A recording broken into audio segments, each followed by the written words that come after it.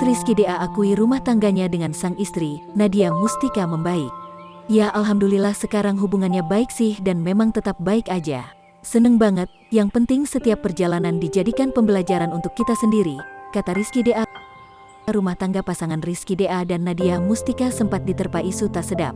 Padahal sejak awal pernikahan, pasangan ini nampak begitu romantis dan hangat. Namun seiring berjalannya waktu, mulai mencuat kabar bahwa rumah tangga mereka retak. Beberapa waktu lalu tersiar kabar Rizky DA meminta tes DNA atas anak yang dikandung sang istri.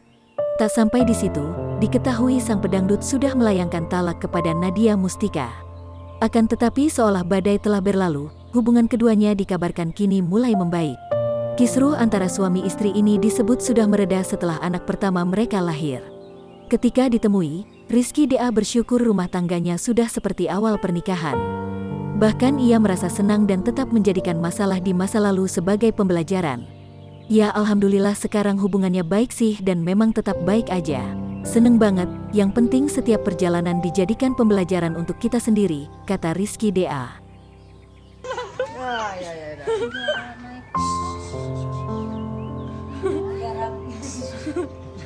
Jarap.